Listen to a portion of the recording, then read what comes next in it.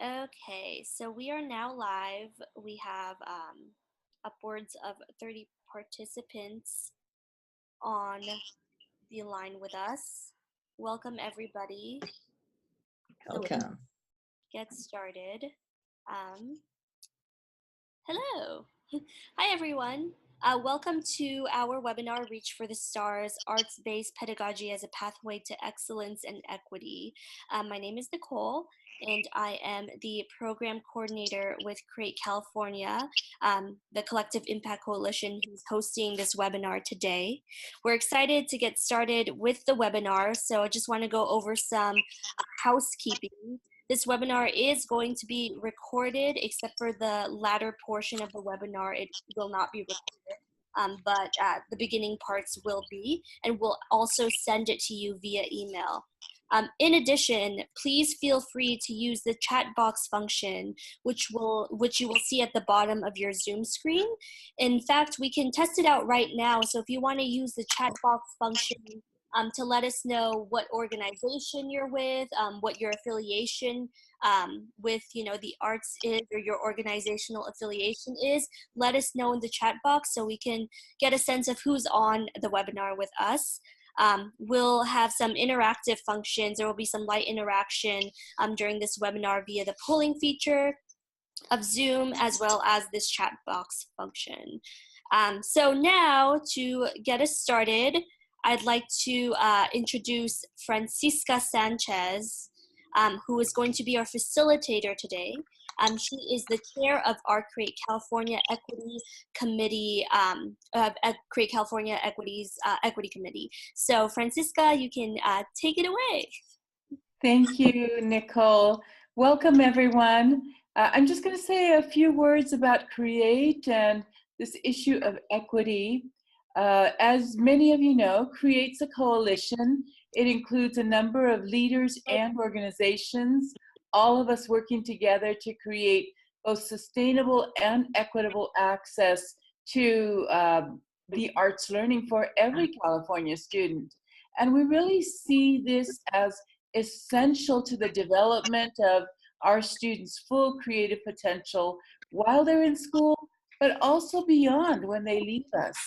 So at CREATE, we believe in the transformative power of the arts to move equity forward in our schools and communities. Nicole, you can move to the next slide. We believe in the emancipatory power of the arts to create counter-hegemonic artistic spaces for our students and educators to give voice to their full identities and their aspirations. And we know that without this access, our most vulnerable students are left without critical opportunities to become their full and best selves, to create themselves as powerful figures in their own lives and in the life of their communities. And so some time ago, our equity committee defined something that we call the Declaration of the Rights of All Students to Equity in Arts Learning. The Declaration sets out 6 fundamental rights. And Nicole, if you can move. And these are rights that we believe every student has with regard to the arts. We believe that students have the right to equitable access, both to and outcomes in the arts. We believe that students have the right to protections from any sort of policy, practice, or other barrier that might exclude them from full participation in the arts. We believe that arts learning is a right, and we want arts learning that's culturally and linguistically responsive and relevant. We believe that all of our students have the right to all the resources needed, including qualified staff, to engage successfully in the arts. We believe that educators, leaders, and our community are, in order for this to be true, that they need to be knowledgeable about the powerful benefits of the arts. We believe that our schools and community environments have to be ones that value and protect the arts as essential to the development of our students' full potential. So this is the declaration, many of you have adopted the declaration, but we know that people are at different places. And so one of the things that we want to do is just a very quick little poll here that tells us about who you are, who's in the room, so to speak, and your status relative to the declaration. So we're going to ask you right now to take the poll with us. It should be up on your screen. Okay.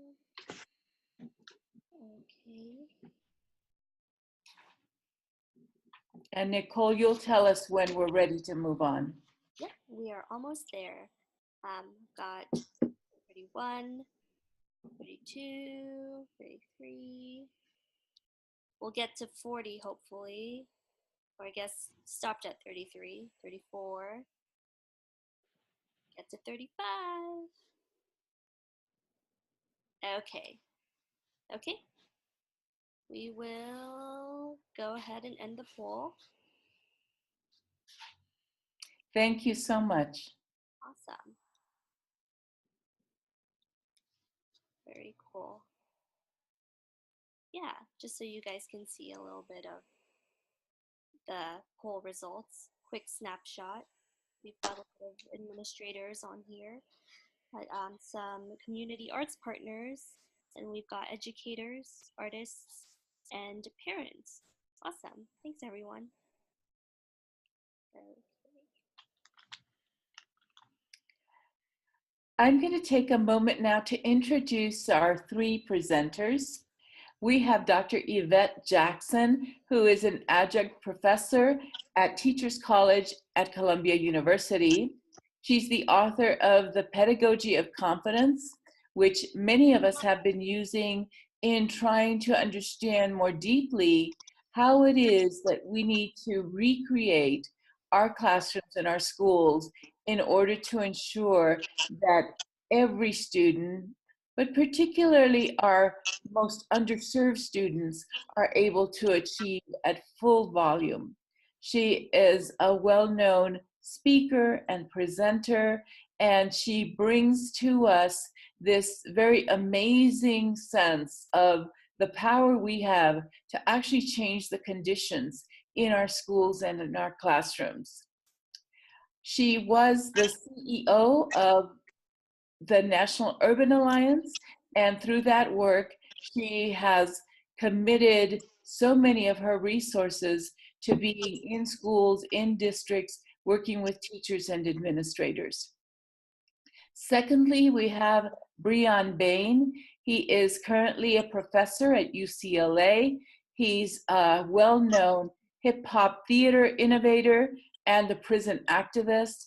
He's been working in prisons with incarcerated youth, with incarcerated women and men, to help bring to them some of the opportunities to give voice to who they are and to continue their education so that when they come back into our communities, they're better prepared to contribute to the full scale of what's available and what we need. He has a one-man show called Lyrics from Lockdown, which is based on his unlawful incarceration by the New York Police Department while he was at Harvard Law School. So we're glad that he's going to be with us as well. And we are so delighted to have with us Sky Walker, who is a senior at Oakland School for the Arts. She's a musician and composer, and she's going to be sharing some of her original work with us. And what I'd like to do now is actually turn it over to Sky and ask her before she starts her performance if she would like to tell us a little bit about her art story and the origins of the piece that she's going to be sharing with us. Sky? Hello, everyone. Good morning. I started music seriously in high school. I tended to lose a lot of family members, and I didn't have a way to express my feelings. And I found out that talking really wasn't the way for me. So I ended up picking up ukulele. randomly one night I just asked my grandmother for a ukulele, and she's like, okay. So we went to the store, we got it, and I taught myself how to play it. I started taking my singing seriously. I auditioned for Oakland School for the Arts, which I got in for the vocal department. And then I started writing my own music about 2 years ago. Um, this song I wrote is called Our Home, and it's basically explaining all the tribulations from gentrification happening around the Bay Area. And I feel like a lot of students didn't really have a voice for that. So I put in a bunch of what students were saying to me into my music. So therefore, they have an easier way to express their feelings. So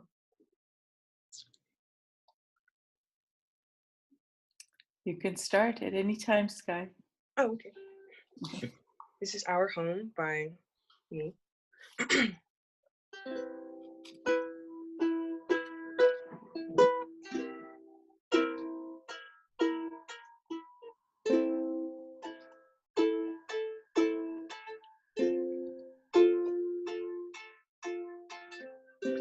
I wake up and watch my childhood falling down into a new town. No more kids running around all the playgrounds have been torn down. New businesses, new buildings for a new crowd, a new crowd. And poverty increasing, my neighbors are leaving from a place they always knew. And the mother's going crazy. They struggle on a daily, 'cause they can't afford to feed their babies. This is our home.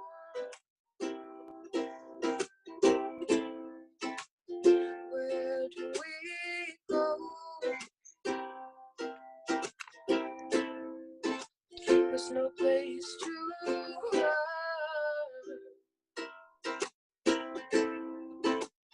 This is what we know, what we know. Families living on the streets, way too cold to hear their own heartbeat. Young black girls afraid to take the bar train. All the killings make them go insane, and the prices are rising, and people are dying. Is it all for the money? Everyone keeps moving in, but discriminators for our skin. Why is everything a competition? This is our home. Where do we go? There's no place to run. This is what we know, what we know. This is our home. Where do we go? There's no place to run. This is what we know, what we know.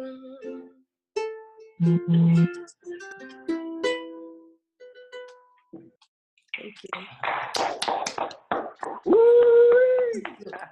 That was great. Thank you so much. It was I appreciate great. it. Thank When is you. the album dropping? Yeah. I'm going to ask Yvette if she might want to start her piece by commenting on her response to Sky or reaction. First of all, Sky, you are so gifted. The beauty of what you did, though, was to actually demonstrate how important the arts are as a valve for all of us to really share and express ourselves in ways that often we can't do. Right. And that is the beauty of what you did. The other thing is, because you were expressing yourself that way, though, was what I heard was you really talking about the human experience. I mean, it seems like they're only your experiences, but the beauty of it is when people hear you, they can relate to it. And that's the beauty of the art. You have a diversity of form, definitely using the ukulele. That is a first. I haven't heard anybody your the ukulele, although it is become popular again. So I'm glad to hear you doing that. But the point is that might be a diverse form, but what you're saying is the human experience, and that's what joins us all together. So bravo. Thank you. Thank you, guys. You're welcome. The song will be out soon. I'm still recording, but it should be out within a couple of weeks. So I'll let you guys And wait for it. That's Please do. Yes. That's great. Yeah. Okay. So, Nicole, do I have the access to control this now, or? Yeah, you should have the access Okay. at the top of your screen just to take control from me. So I'm just waiting for you to get the control. I've shared the remote control with you. Okay. Okay. I'm going to give it a try. If audience can, I am forwarding, but I'm not seeing anything happen.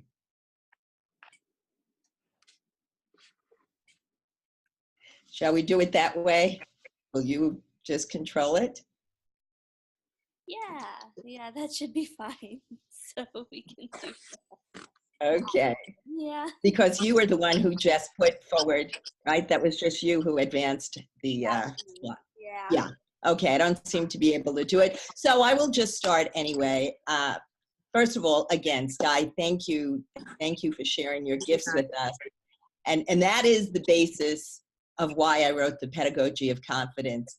You know, I believe that, like Sky, all of us have the potential for giftedness and for bringing forward the strengths that we have. And as a matter of fact, this idea of bringing forth the strengths that we have is what I call this vehicle for equity, meaning a pedagogy of confidence, using then the instruments, our personal instruments, to bring forward the strengths that we have, is what I'm going to talk to and show how the arts are the major medium for that. Okay, Nicole, I'll just say okay.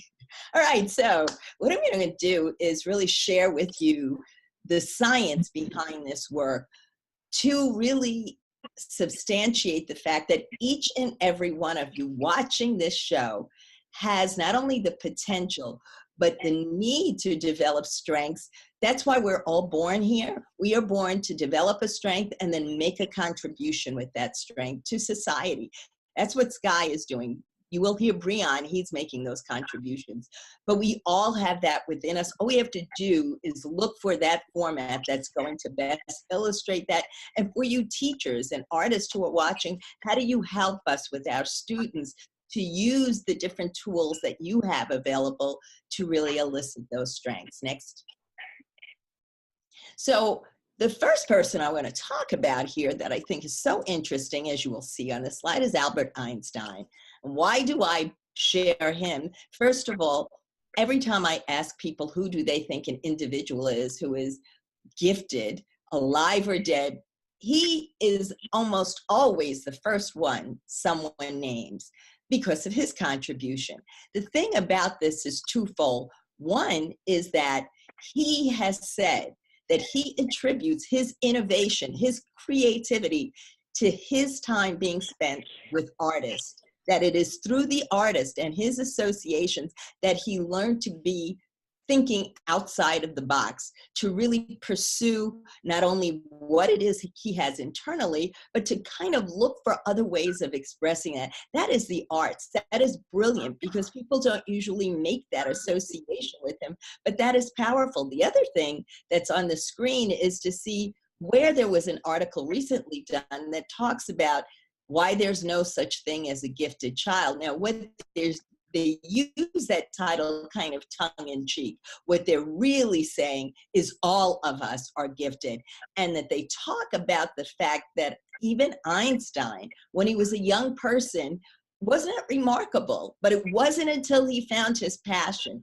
the passion like that Sky has, the passion you will see with Brion, when he brought that forward all of a sudden and used the arts, his mind has clicked, or had clicked, to this place of really extravagant unordinariness, you know, his giftedness. Next. And so when we talk about, I see that I think on the screen, it should say propensate.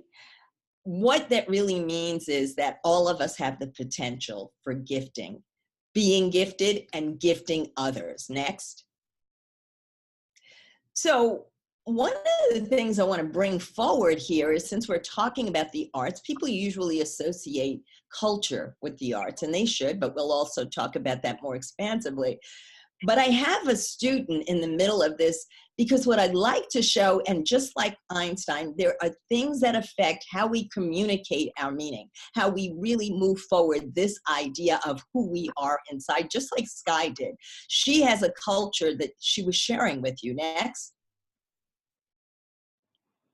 And it's that culture that affects how she makes meaning, how we all make meaning. The cultural frame of reference is so incredibly important to understand that those things that are relevant and meaningful to us are what brings our gifts forward. Next. And so when we look at this slide right here now with all of its different elements, we can see that, again, this idea of cognition is framed in culture. The things, again, that are meaningful and relevant, they affect language.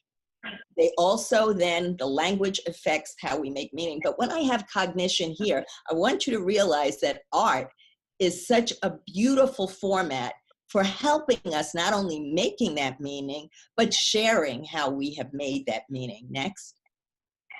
And so right there, you see Lev Vygotsky. And he was one of the first ones to really pay attribution to the fact that culture is so important. Next. And so you can just read there that what he is actually saying is that language and culture are frameworks for how we think. Now, I'm sharing all this with you for two reasons. One is to show how the arts are part of our cultural framework. And that is so important because they affect how we make meaning, and they give us language. So the language is not only the words that we're using, but the artistic forms that we use. Next. Nicole? Okay, so engagement and value. That is what the culture that we're discussing right now do for us. They give us value because our culture is our strength, and they engage us. That's what the arts do for us. They add, they expand our frame so we can be engaged, so we can feel this sense of value. Next. So I want to just share with you a brilliant mind, Ernest Boyer, and he is a person whom I did a lot of research on.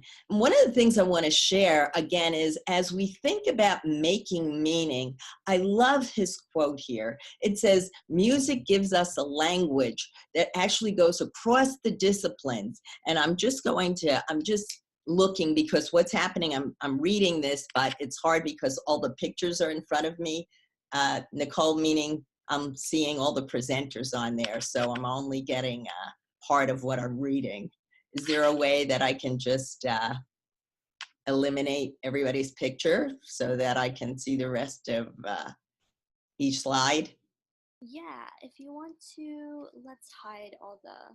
Yeah, that would be great. That would be helpful. Non-video. Is that something I have control of, or? Yeah, you can actually hide, you can minimize the videos yourself for your Okay, got it. Okay, audience, sorry for that technical issue, but the beauty of technology. Anyway, so music gives us a language that cuts across the disciplines, helps us to see connections, and brings a more coherent meaning to our world. Now, why do I share that? Because again, we had Sky just now. We're talking about this idea of cognition, but we're showing that when we talk about not only how we make meaning, but how we share it, that there are these different art forms that allow us to do that with such profound insight. Look at what else he says there. He says, especially when we talk about this idea of sharing thought, he says, writing is freezing thought. Reading is unlocking thought, but the arts are thought that often can't be described in words. I just think that that is so beautiful, because when we think about the other Skies in the world, the other students like her who are saying, I have so much to say and sometimes I just can't use it or share it through the usual academic forms, the arts offer that. Next. And so this is your opportunity now for a little reflection, audience, just in terms of what Ernest Boyer shares with us and coming behind what Sky did. What do the arts do for you when you think about it in terms of sharing the meaning you've made? So just take a few seconds. You can chat with us also, if you want to, give a little question there, but this is really more for reflection. It's really important when you're processing information to take a little time to reflect. So again, what I'm asking you to do is just reflect on this idea of the beauty of the arts, not only as an expression, but for constructing meaning that goes beyond often other ways that we are making meaning academically.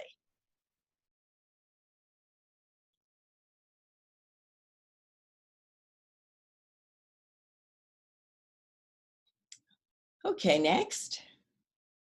All right, so again, we're back to this idea of the beauty of the arts, but specifically now I want to go into this idea of why arts are so important for an equity consciousness.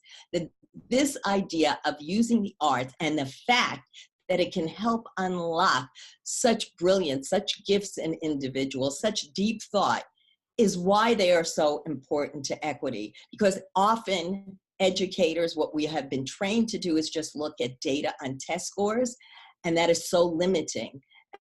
And when you have the arts for everybody, it unleashes profound potential that may not otherwise be identified. And so if we're really going to be conscious about equity, we will have the arts for everyone, and we will use what we find out through their use of the art, where their gifts are, and how we can really situate them in not only their own learning, but to be prepared to make these wonderful contributions to the world. Next. So this becomes important because in an equity consciousness where we deeply believe that all students, all of us, are wired for high intellectual performances, and the desire, we are born with desire to be inquisitive, to be engaged in learning and self-actualized. We all are born with that. Again, the arts help us to do that. But given the fact that we all are wired, next, the question becomes, why? What are the issues particular to students of color that disrupts their innate propensity for, question mark, for anything they go for, but really for their development? And so we're going to take an ecological perspective. That means we're not only going to think about the student, but what are the kinds of things that are barriers that really the arts help overcome. Next. And so again, we're back to that same symbolic representation, but I want you to look at it a little differently now, because now we're going to talk about that frame of reference again, the culture, and look at what happens to so many students of color that have affected them in terms of their comfort or their ability to express their gifts. Next. And so for students of color or students who are second language learners, the frame of reference or the cultural frame of reference doesn't only affect how they see the world, how we make meaning, but next, this idea of how they think the world sees them. So in other words, because of how they have been situated to have been narrated by others in terms of who they are, or really minoritized, they often feel less than. Next. So when we think about that, this is not only what has happened overall outside of school in terms of where they might be prejudiced, that really affects their self-esteem. But I just want to share with you some of the terminology that is used in schools, and especially the educators who are looking at this. Look at the terminology and think about the impact of these terms on the esteem and the self-confidence of an individual. Like using where it says subgroup, there are terms now on the federal forms that actually say people of color should be considered subgroups now. When you think about linguistics, sub means under, right? So what does that imply? Or even minority meaning less than, or low achiever, that implies some children just aren't going to be able to achieve, and that is wrong. We're really changing the lexicon to say, instead of using the minimizing, otherizing terms that are on the left, let's think about, one, the impact those terms have, and look at how we should be rephrasing. So instead of low achiever, maybe some have underdeveloped skills, but we can develop them, and the arts are so important for that. We talk about students being disadvantaged when really so many of them are school dependent. That means that they are relying on us to provide the arts and the other kinds of supports so that then they can perform at their highest levels.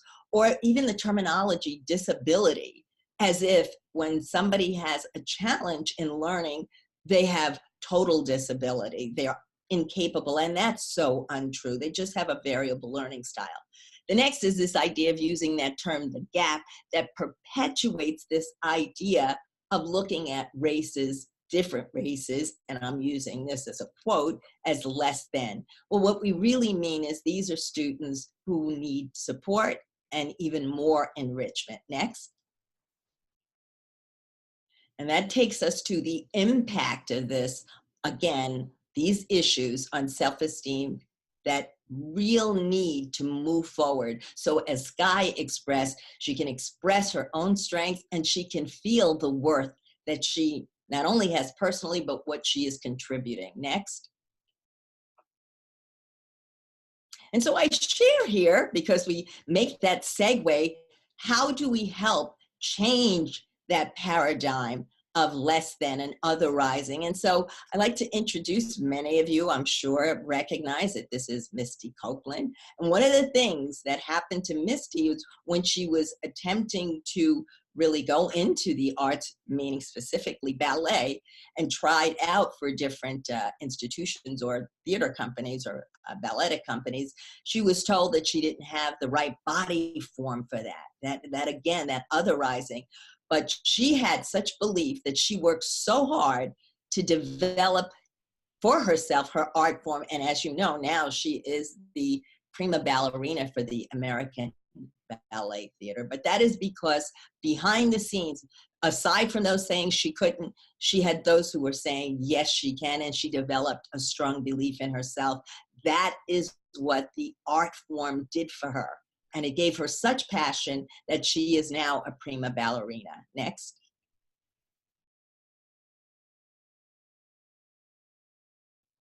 Next. So we're going to look at, again, this idea of the pedagogy of confidence. How do we take those barriers and mitigate for them so we can, again, elicit those strengths in students? Next. Back to that science. Next. That brings us to what I identify and call the high operational practices. That means, what are the practices based on science that really contribute to bringing forward the gifts in all of us? And the first one is the identifying and activating strengths. Why is that so important? Because for so many, school has been based on identifying deficits. And when we identify deficits as really the focus, what winds up happening is we lose the potential, the propensity that all the other skies and the Misty Copelands have in this world. The building relationships, how important that is, and how the arts not only help students in terms of making relationships among artists and those who are mentoring them, but seeing the relationship between art and the world. The idea of nurturing high intellectual performance. Art is a high intellectual performance. That is what it is. Often people don't look at arts that way. They think that it's cultural, it's enrichment, but they don't think high intellectual performance, and it is. All art forms are. How we provide enrichment and how important the arts are as part of that enrichment. How arts can be used to actually be prerequisites for learning content in different disciplines. And I'm going to talk about that in a minute. How arts help situate learning for students in their world, because they make the connection from themselves, personally, emotionally, to the world. And the last one is, like the art form of music did for Misty, it amplified her voice. Next. And so let's get more specific now in terms of this idea of the arts and inspiring strengths. You know, when we talk about strengths, you say, well, how does anybody develop a strength? First of all, they get exposure, they develop some interest, some passion, they practice, and they become innovative. That is what happened, as you saw with Sky. That is what happens to all artists. But the issue here, the real important one, is how arts inspire students so they build up the interest to move to a place of finding where their strength is. Next. I just want to share here this idea of strengths. I won't take a lot of time, but just from a neurobiological level, that is a neuron. One of the things we know is what's important to developing intellectual processing is the amount of dendrites. You see 5 dendrites. The 6th one is actually called an axon. But the more dendrites there are in a neuron, the more propensity for high-level performing. And what I'm sharing here is how important the arts are for that, for building new dendritic growth. The axon has, that's the one that was just named, has what's called a myelin sheath around it, meaning that's what helps. It's like insulation for electric current in the brain to be passed through. And again, how do you build the myelin sheath then so that electric current can then go through to the dendrites of surrounding neurons? Next. One thing is we connect new learning to past experience. And the last one is we connect and build on strengths. And again, why am I sharing this? Because when you build strengths through the arts, that strength that then builds the myelin sheath, builds connectivity, can also play out through the other disciplines. Next.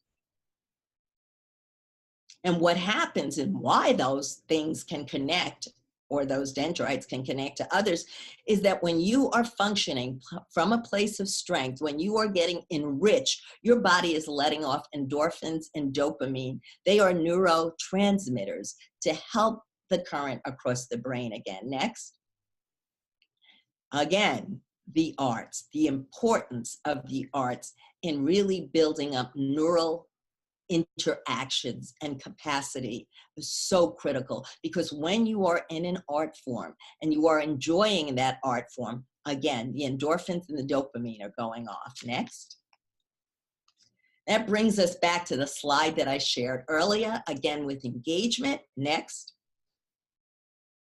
So I want to just close by looking more specifically at, so how do the arts expand one's frame of reference, previous slide, that culture, for academic learning and high intellectual performances. Well, first of all, through the arts, we develop language that is not only so important in how we express ourselves, but the language that we are tested on through things like the SATs. The language that we develop through the arts help our writing. They help concept development across the disciplines. They help how we comprehend the world, which then plays out throughout the other disciplines. The social studies, the academic cultural references. I have social studies there because the arts help us study periods of time. Next. Let's just look at some of the language that I was referring to. Terms like asymmetric, automatism, avant-garde, belle epoque, biomorphic. I mean, you can just read them. All of these are terms that are from the arts, but they go across the disciplines. So when we put students in active work, interaction with the arts, again, they're building language that is profound. Next. A little reflection, but I won't take long for the reflection because I really want us to get to Breon because he puts all this together for us in such a beautiful artistic way. But I just have you as we go on to reflect on the power of what I just shared. Next. Just two, this happens to be a beautiful artwork that is actually on display in New York at the Brooklyn Museum, and I'm sharing with you because what this beauty of this picture is, this is supposed to be place settings for different women from history. And I share this with you because when we look at art to be able to open up history, it becomes profound. Next. This is just a little closer image of the different place settings. Next. Obviously, we all know what this is. Again, we're talking about how the arts bring history forward and the beauty of Hamilton in terms of the art form being used to bring that history forward. Next. And then, again, bringing back to this idea that we all have this need to connect to our own culture. That's what sociocultural deprivation means, bringing in our own culture and not being denied that. Next. That brings us to just one person that some of you might not even know of because he was blacklisted in the 1930s and 40s, but Paul Robeson. I share that with you because as a person who was blacklisted, he was only the third African-American to go to Rutgers, but wound up then being, you can read, an actor, looked at as Phi Beta Kappa. I'm sharing this with you though, because if you look at the top, he was in Glee Club, he was in debate. He used the arts to bring his self-confidence forward. So then he was like a Leonardo da Vinci in terms of being gifted in many areas, but it's the arts that help release that. Next. And I think we don't need any introduction, but I love to talk about our artist here, Frida Kahlo, because why? She says, I am my own muse. I am the subject I know best, the subject I want to know better. She gives an image. She gives this inspiration to all of us to look at who we are internally and use the arts to describe that. Continue. I'm only sharing these other art forms to make the point, one, how art can show history, but also how art really releases us in terms of being described or having our own way of describing who we are. Next. Again, art form showing history. Next. Again, we're back to Lynn. Why am I showing this? Because he was expressing himself in terms of his own personal environment and how that helped him develop the great capacity that he has. Next. The idea of using the arts to amplify student voice in school then becomes so critical. Continue. Art form, students learning to express themselves in other ways. Next. I don't know how many of you know black violins, but they are some brilliant musicians, and they use music to express and share the beauty of who they are, but also how they can make meaning. Next. The arts for inspiring high intellectual performance. That is why the work is so important. Next. I leave you with this idea of your own pedagogy for you who are educators, bringing forward the need for the arts, for the confidence for our students to bring their strengths. Next. So we all have to rise up and stand up for the importance of the arts. Thank you. And now I'd like to invite Sky if she has any comments or responses to what Yvette has just shared. Be great to hear a little bit from you. That was spot on. Wow, I like spot on. Music is music and just any art form is a way for youth to escape from reality, and make reality as well, a better reality for them in the future. For me personally, I don't know where I'd be without the art form. Like, I do draw, I do like learning how to sing, and music has honestly been my medicine since I could remember, and you just validated that too perfectly. Thank you so much. We make a good pair, Sky. Huh, thank you. I'm gonna turn it over to Brian, and he might want to make some comments and then connect to your own comments. Thank you. It's so much there. I have so much to respond to. I hardly know if I'll be able to get to the comments I was hoping to make. But first of all, Sky, how old are you? I'm 17. Wow, amazing. Thank you. So just thank you for your gift. Thank you for your work. And Yvette, no, it's a blessing to be here with y'all. Yvette, I'm always inspired and always learn so much from you. So thank you. Likewise. And thank you, Francisco, for bringing it together.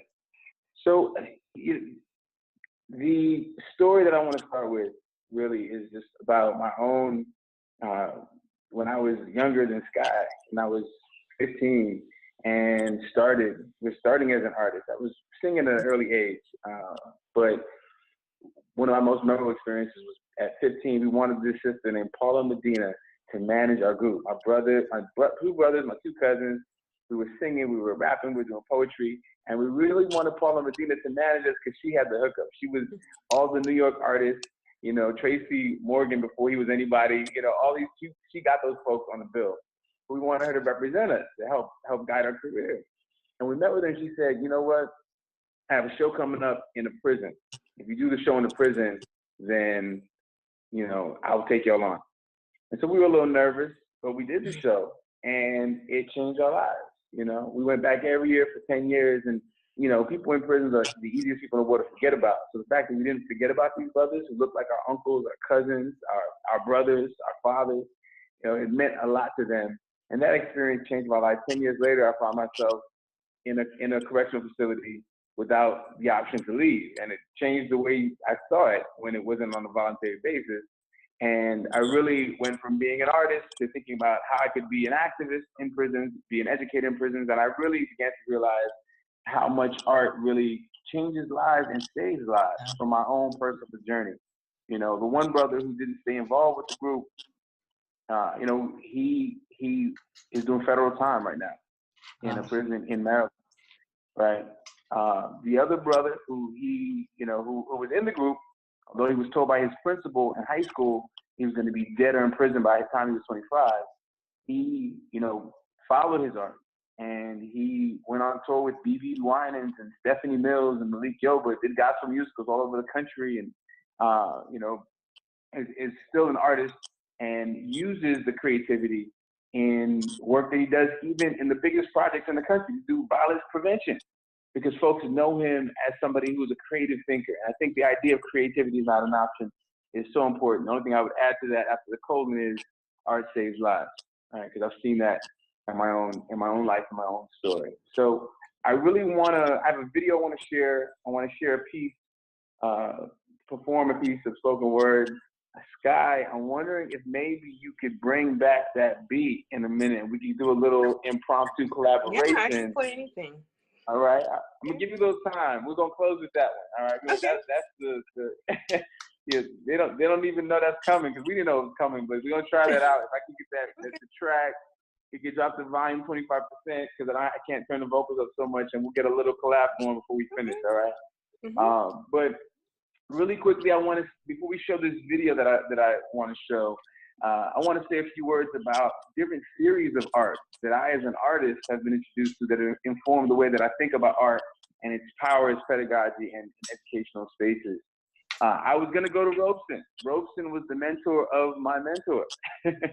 And so, Robeson, challenged these ideas about who could be an artist, right? He said, artists are the gatekeepers of truth. And we all have the capacity to be gatekeepers of truth. Interesting historical fact, a lot of folks don't know, is that Robeson and Einstein were tight. They were homies. Robeson and Einstein used to kick it.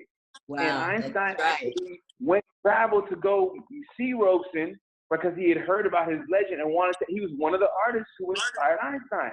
And when Robeson went to talk to Einstein, Robeson said to him, you should really, give a keynote speech at one of these historically Black universities.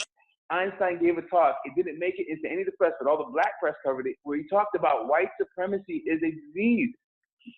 Einstein, nobody talks about this. Einstein is not on record for any of this. But Einstein, actually, because of his relationship with Robeson, had a very sharp critique of racism and began thinking with Robeson about ways that art and science could work together in the ways that this webinar is working together to actually challenge those ideas. So I just want to bring that to the fore because it's important to think about those connections historically and what they mean today. So I think about that. I think about Picasso saying every child is an artist. The challenge is to remain an artist, right? I think we're taught, part of the challenge of hyper-capitalism is that we're taught that people can only do one thing very well. You can only put the bottle caps on the Coca-Cola bottles on the assembly line. When in fact, right, we all have to be human is to have creativity, right? We're all creatures created by a creator and have the capacity to create. And so I want to challenge that idea and say we should celebrate and keep alive the artists in all of us, right? Whether or not we make our living that way or we just do that to sustain ourselves and our humanity, it's important that we recognize we all have that creative capacity as artists and we're born with it. And as Ken Robinson says, it gets educated out of us too often, right? So how do we think about art? What are the theories of art? Art as a tool is one way to think about it. Art is a way to sculpt the bench or the sculpture or to make works of art that are useful, have utility. We think about arts education.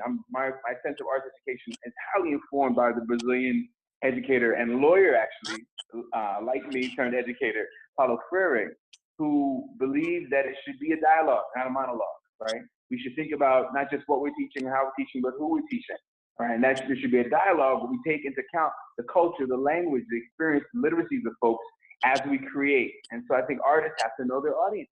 Educators have to know their audience and be in dialogue with the audience because to only be in monologue is to be oppressive. Medicine, Skywalker mentioned art as medicine, right? Art as therapy. We are all walking with different kinds of traumas, right? Historical group trauma, right? Intergenerational trauma.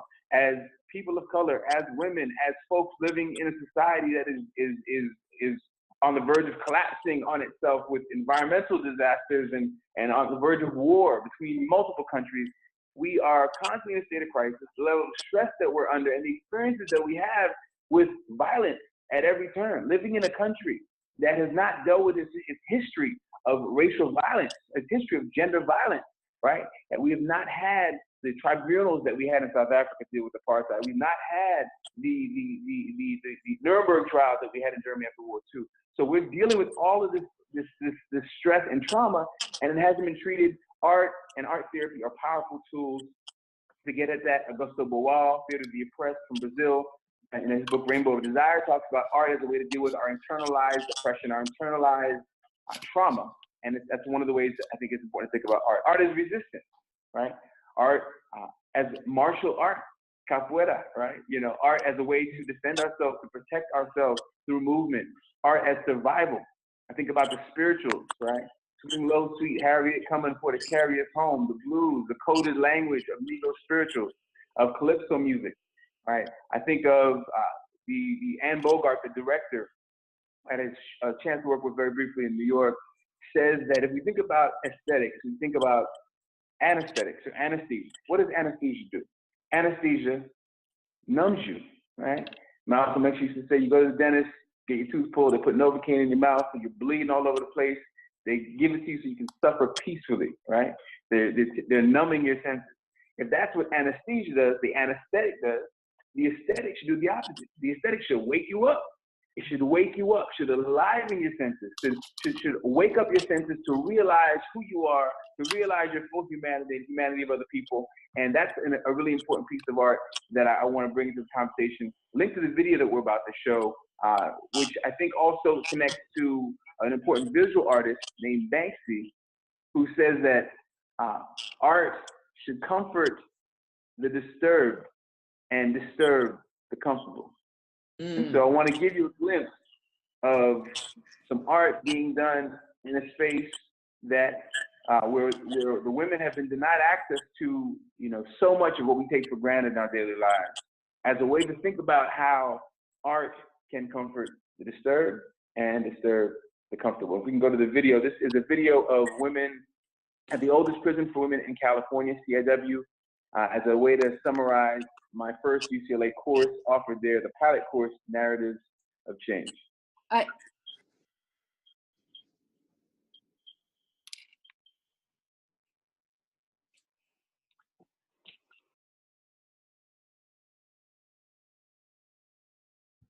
Awesome. Thank you so much, Yvette, Breon, and Sky.